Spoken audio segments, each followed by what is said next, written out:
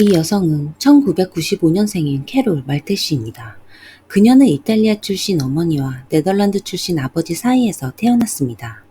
안타깝게도 캐롤이 4살이 되었을 때 부모님은 이혼을 결정했고 아버지는 고국으로 돌아가 재혼했습니다. 어머니는 홀로 딸을 키우기 위해 밤낮으로 일을 해야 했기 때문에 캐롤과는 많은 시간을 보내지는 못했지만 딸에게 더 좋은 교육과 더 나은 삶을 위한 기회를 제공하기 위해 힘썼습니다. 캐롤은 이탈리아의 작은 지방 마을인 세스토 칼렌데에서 자랐습니다. 그녀는 춤추는 것과 승마를 좋아했고 세계 여행을 꿈꾸는 유쾌한 소녀였습니다. 그녀는 아름답고 친절하며 사교적인 소녀로 자랐습니다. 또한 언어를 배우는 데 재능이 있어 3개 국어에 능통했고 온라인을 통해 다양한 국적의 외국인들과 대화를 나누는 것을 좋아했어요. 그러던 2015년 캐롤이 20살이 되었을 즈음 사랑에 빠졌고 임신을 하게 되었습니다. 계획에 없던 임신이었음에도 그녀는 좋은 엄마가 될 자신이 있었습니다. 하지만 좋은 엄마 아빠가 되는 일은 예상보다 훨씬 더 힘들고 복잡했죠. 캐롤과 아이의 아버지는 둘 다 대학생이었기 때문에 재정적으로 안정되지 않은 상태였습니다. 이 커플은 생계를 위해 다니던 대학교도 그만두고 일자리 기회가 더 많았던 베로나로 이사했습니다. 캐롤은 신발 가게에서 일을 시작할 수 있었죠. 이 젊은 부부는 정말 열심히 일했고 생활은 점차 개선되고 있는 것 같았습니다. 하지만 캐롤은 아들이 1살이 되었을 무렵 안젤로라고 불리는 다른 남자에게 빠져들어 약 6개월 동안 몰래 호텔을 들락거리며 바람을 피웠습니다. 이 사실을 알게 된 아이의 아버지는 그녀와 헤어지기로 결심했고 캐롤은 안젤로의 집으로 들어가게 되었죠. 당시 안젤로는 자신의 부모님과 함께 살고 있었기 때문에 캐롤은 상황이 안정될 때까지 자신의 4살배기 아들을 친아버지에게 일시적으로 맡기게 되었습니다. 하지만 상황은 점점 악화되기만 했는데 코로나로 인해 캐롤과 안젤로 둘 다 직장을 잃었고 자가격리 체제가 선포되면서 대부분의 사람들이 집에만 갇혀 있을 수밖에 없었습니다. 캐롤은 이 시기에 상당한 재정적 어려움에 직면했는데 어린 아들의 양육비를 마련해야 했으며 그녀의 어머니가 파킨슨병 진단을 받아 비싼 치료비가 필요했죠. 그녀는 집에서 돈을 벌 수 있는 방법을 고민하다가 SNS와 유튜브, 블로그를 시작했지만 큰 관심을 끌지는 못했어요. 그러던 어느 날, 한 구독자가 그녀의 매력적인 외모가 올리팬스라는 플랫폼에서 높이 평가될 것이라고 댓글을 달았고 캐롤은 바로 샬롯 엔젤이라는 가명으로 서비스에 등록했습니다. 참고로 올리팬스는 어른 전용 플랫폼으로 유료 콘텐츠를 제공하는 정기 구독형 플랫폼입니다. 캐롤은 자신의 은밀한 사진과 짧은 동영상들을 게시하며 상당한 팔로워를 확보할 수 있었습니다. 시간이 지남에 따라 그녀는 팬들을 기쁘게 하기 위해 콘텐츠가 더욱 노골적이고 파격적으로 변했습니다. 처음에 그녀는 자신의 남자친구와 가족들에게는 수입의 출처를 비밀로 했지만 그녀의 지인 중 한 명이 그녀의 계정을 발견하면서 소문은 빠르게 퍼졌습니다. 캐롤의 친구들은 그녀가 부도덕한 일을 하고 있다고 비난했지만 그녀는 자신의 일은 예술의 한 형태라고 주장하며 정당화하려고 노력하기도 했습니다. 캐롤은 대부분의 사람들에게 도덕적 비난을 받는 것에 대해 그들을 이해한다고 말하면서도 여성이 자신의 직업을 자유롭게 선택할 권리에 대해 이야기하곤 했습니다. 그녀의 최종 목표는 유명한 성인 영화배우가 되는 것이었습니다. 그러던 중 한 성인 영화 에이전시가 그녀에게 관심을 보이며 연락을 해왔고 그녀는 그룹 촬영과 성인 공연에 참여하며 얼굴을 알리기 시작했죠. 이때까지도 그녀의 남자친구 안젤로는 그녀가 디자이너로 일하고 있다고 알고 있었기 때문에 그가 사실을 알았을 때 충격을 받고 캐롤과 헤어졌습니다. 그 후 캐롤은 새로운 연인과 함께 밀라노 외곽의 작은 마을로 이사를 하면서 은퇴 계획을 세우고 향수 가게에 취직을 했습니다. 그녀의 삶은 다시 평범했던 예전으로 돌아가는 듯이 보였지만 이것은 일시적인 일에 불과했어요. 몇 달 후 그녀는 42세의 은행가 데이비드 폰타나를 만났습니다. 그는 어른용 사진을 찍는 취미를 가지고 있었어요. 그들은 온라인에서 만났고 그는 새 프로젝트의 모델을 찾고 있었습니다. 데이비드는 캐롤에게 자신의 모델이 되어줄 것을 제안했고 캐롤은 이에 흔쾌히 응했습니다. 첫 만남에서 두 사람은 즉각적으로 서로에게 빠져들었습니다.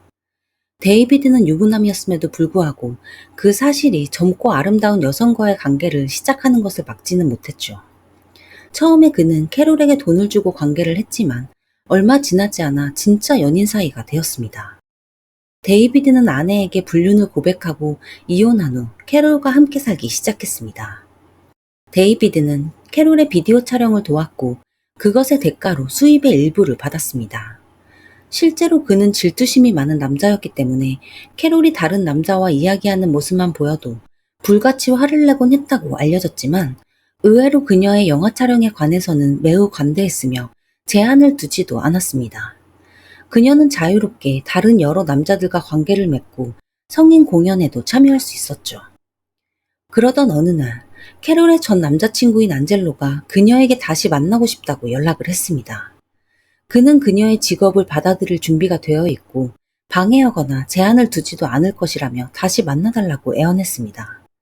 이를 알게 된 데이비드는 분노했고 안젤로에게 반복적으로 전화를 걸어 다시는 캐롤에게 연락하지 말라고 경고했으며 안젤로의 차 타이어에 구멍을 뚫고 심지어 차에 불을 지르는 등 계속해서 그를 위협했습니다. 동시에 캐롤의 인기는 빠르게 성장하고 있었고 이미 3만 명 이상의 팔로워를 보유하고 있었습니다. 그러던 중 그녀는 수익성이 높은 맞춤형 동영상을 만들기 시작했습니다. 팬들은 자신이 보고 싶은 영상의 대본을 직접 보냈고 그녀는 그 대본대로 영상을 촬영해서 팔았습니다. 2021년 가을, 캐롤은 살바토르라는 또 다른 성인 남자 배우와 사랑에 빠졌습니다. 그는 캐롤에게 청혼했고 그녀 또한 이를 받아들였지만 데이비드와 어떻게 헤어져야 할지가 문제였죠. 당시 데이비드는 이미 그녀의 촬영에 깊이 관여하고 있었고 사업 파트너로서 상당한 부를 가져다 주었기 때문에 그와 헤어지는 일은 더욱 어려웠습니다. 몇 달 후 캐롤은 데이비드에게 사실을 말하고 헤어질 것을 요구했습니다. 데이비드는 의외로 침착하게 상황을 받아들이는 것 같아 보였죠. 그는 모든 것을 이해하고 헤어져 주겠다고 말하면서 아직 끝나지 않은 프로젝트가 몇 개 남아있으니 그것들만 끝내고 가라고 말했습니다. 두 사람은 작업을 완료한 후 평화롭게 헤어지기로 합의했습니다. 2022년 초, 캐롤은 갑자기 모든 활동을 중단했습니다. 친구와 가족의 문자에 가끔 답장만 할 뿐 그 누구도 그녀가 어디서 뭘 하고 있는지 알지 못했어요. 그녀는 누구와도 전화를 하지 않았고 받지도 않았습니다. 모든 질문에 그녀는 집안일과 이사 준비로 굉장히 바쁘다고 문자를 보냈고 후에 두바이로 휴가를 떠난다고 말했습니다. 이 상황이 2달 가까이 지속되자 그녀를 걱정하기 시작한 친구들은 데이비드에게 연락했지만 그는 캐롤과는 이미 헤어졌다고 말했죠. 2022년 3월 20일, 이탈리아 보로노 마을의 해안가에서 바위 절벽을 따라 산책을 하던 한 남성이 커다란 검은 쓰레기 봉투를 발견했습니다. 이렇게 경치 좋은 곳에 누군가가 쓰레기를 버렸다는 사실에 짜증이 났던 남성은 그것을 쓰레기통으로 옮기기 위해 들어 올리려고 시도했지만 생각보다 꽤 무거웠죠. 다들 예상하셨겠지만 그는 사람의 손가락이 찢어진 봉투 사이로 들여다보이는 것을 보고 반쯤 넋이 나가 즉시 경찰에 신고했습니다. 총 4개의 봉투가 발견되었으며 18조각으로 훼손된 시신이 들어있었습니다. 특히 피해자의 얼굴이 심하게 훼손되어 누군지 알아볼 수 없을 정도였으며 성별조차 파악할 수 없었습니다. 신체 일부분에 살이 잘려나가 있었고 지문 또한 훼손되어 있었어요. 피해자는 해안가 절벽에 유기되기 전에 오랫동안 냉동실같이 추운 장소에서 보관되어 있었던 것으로 확인되었어요. 부검 결과 피해자의 키는 155cm 정도이고 검은색 머리카락을 가진 젊은 여성이라는 것을 알아낼 수 있었어요. 그녀의 손톱에는 보라색 매니큐어가 칠해져 있었고 11개의 문신이 발견되었습니다. 하지만 문신의 대부분은 범인에 의해 훼손되어 있었는데 문신이 있는 부분의 살점을 도려내고 날카로운 무언가로 긁어낸 흔적이 있었죠. 또한 군데군데 심각한 화상을 입은 흔적이 있었어요. 경찰은 누군가가 알아볼 수 있기를 기대하며 그나마 남아있는 문신 중 일부를 공개했고 한 달 후 드디어 경찰서로 한 통의 전화가 걸려옵니다. 그 사람은 경찰에게 캐롤이라는 여성이 비슷한 문신을 가지고 있는 것을 인터뷰에서 봤으며 그녀는 성인 영화에 출연하는 배우라고 말했습니다. 철저한 조사 후 피해자가 캐롤이라는 확신이 든 경찰들은 캐롤과 함께 일했던 영화 스튜디오에 연락했고, 그녀가 갑자기 연락이 되지 않아 몇 달 동안 함께 일하지 못했다는 사실을 알아내죠. 첫 번째 용의자는 바로 캐롤의 약혼자인 살바토레였습니다. 살바토레는 약혼녀가 몇 달 동안이나 실종되었는데도 신고를 하지 않았죠. 그에 따르면 그는 메신저와 소셜미디어를 통해 캐롤과 연락을 주고받았기 때문에 그녀가 실종되었다는 사실조차 전혀 모르고 있었다고 말했습니다. 한편 안드레아라고 불리는 한 기자가 캐롤과 함께 촬영을 했었던 여배우로부터 그녀의 전화번호를 알아냈고 여러 번 통화를 시도한 끝에 마침내 자신이 캐롤이라고 주장하는 누군가로부터 문자를 받게 되었습니다. 안드레아 기자는 성인 여배우의 삶에 대한 인터뷰를 빌미로 그녀와의 만남을 주선하려고 시도했지만 거절을 받았습니다. 그는 그와 연락을 주고받는 사람이 캐롤이 아니라 범인일 가능성이 아주 높다고 생각했습니다. 기자는 끈질기게 대화를 이어가려고 노력했지만 실패했고, 결국 전수를 받고 범인에게 캐롤과 똑같은 문신을 가진 여성의 시신이 발견되었다고 사실대로 말했습니다. 범인은 시신 발견 사실을 전혀 몰랐을 것이고, 이 소식은 그에게 충격으로 다가왔을 것입니다. 그는 시신이 발견되더라도 신원은 확인할 수 없을 것이라고 확신하고 있었으니까요. 그 후 대화 상대는 답변을 멈췄고, 기자는 바로 경찰에 신고해 이 사실을 알렸습니다. 피해자의 신원이 캐롤로 밝혀졌다는 기사가 게시되던 날, 데이비드는 스스로 경찰서에 나타나 캐롤의 실종 신고를 했습니다. 데이비드는 처음에 몇 달 동안 그녀를 보지 못했다고 말했지만, 물론 이것은 사실이 아니었습니다. 또한 지금에 와서야 실종 신고를 한 이유도 전혀 설명하지 못했죠. 수사관들의 압박 수사가 이어졌고, 결국 데이비드는 이야기를 하기 시작합니다. 그에 따르면 그들은 그녀의 팬 중 한 명이 의뢰한 동영상을 촬영하고 있었습니다. 그 영상은 그들이 이전에 만든 어떤 영상보다도 더 자극적이고 극단적인 내용이었어요.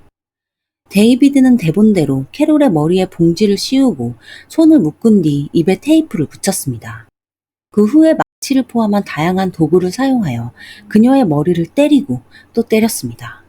마침내 촬영이 끝나고 머리에 씌워둔 봉지를 벗겼을 때 캐롤은 이미 죽어가고 있었죠. 그녀는 경련을 일으키고 있었습니다. 그녀를 고통에서 벗어나게 해주고 싶었던 데이비드는 흉기를 들고 그녀의 목을 베었습니다. 캐롤이 목숨을 잃은 후 2개월 동안 그녀의 토막난 유해를 냉동실에 보관했습니다. 동시에 캐롤의 핸드폰을 이용하여 그녀의 가족들과 친구들에게 문자를 보냈어요. 그는 간간히 연락을 유지하며 캐롤이 살아있다는 착각을 불러일으켰습니다. 데이비드는 신문 내내 굉장히 혼란스러워했고 진술의 세부 사항을 변경했습니다. 그의 진술을 바탕으로 경찰이 밝혀낸 대략적인 그림은 이랬습니다. 캐롤은 자신의 아들과 가까운 곳에서 살고 싶어 했고, 데이비드를 떠나 새 남자친구인 살바토레와 결혼해 아들이 살고 있는 베로나로 이사할 계획이었습니다. 이 사실을 알게 된 데이비드는 그녀를 잔인하게 없앨 계획을 세우죠. 그는 캐롤에게 팬으로부터 의뢰가 들어왔는데 조금 힘든 촬영이 될 수도 있을 거라며 대본을 보여줍니다. 그들은 실제로 때리는 것이 아닌 합을 맞춰 때리는 척, 고통받는 척 연기하기로 합의하고 촬영에 들어갑니다. 하지만 이 모든 것은 데이비드에 의해 계획된 것이었고, 그는 캐롤이 목숨을 잃을 때까지 때리고 또 때렸습니다. 그 후 데이비드는 며칠 동안이나 생명이 없는 그녀를 바라보며 자신의 더러운 욕구를 충족시키기까지 했습니다. 그는 철물점에서 전기톱, 가위, 도끼를 샀고 캐롤의 핸드폰을 사용하여 대형 냉동실과 화로를 주문했습니다. 그는 2달 넘게 그녀를 냉동실에 보관한 후 인적이 드문 곳에 유기하기로 결정했습니다. 캐롤은 새 약혼자 살바토레와 함께 파리로의 여행이 계획되어 있었지만 데이비드는 캐롤의 핸드폰을 이용해 그녀인 척하며 코로나에 감염되어 자가 격리 중이라 여행은 취소해야 될 것 같다고 문자를 보냈어요. 데이비드는 굉장히 치밀했습니다. 그는 때때로 캐롤의 소셜 네트워크에 그녀의 사진을 업데이트하기도 했으며 그녀가 코로나로 인해 집에서 은둔 생활을 하고 있다는 소문을 유지하기 위해 그녀의 주택 임대료까지 꼬박꼬박 지불했죠. 캐롤의 이야기는 이탈리아 전역을 뒤흔들었습니다. 세간의 이목이 2023년 6월 12일에 열린 데이비드의 판결에 집중되었죠. 검찰은 종신형을 구형했지만 담당 판사는 데이비드의 행동이 고의가 아니라고 판단했습니다.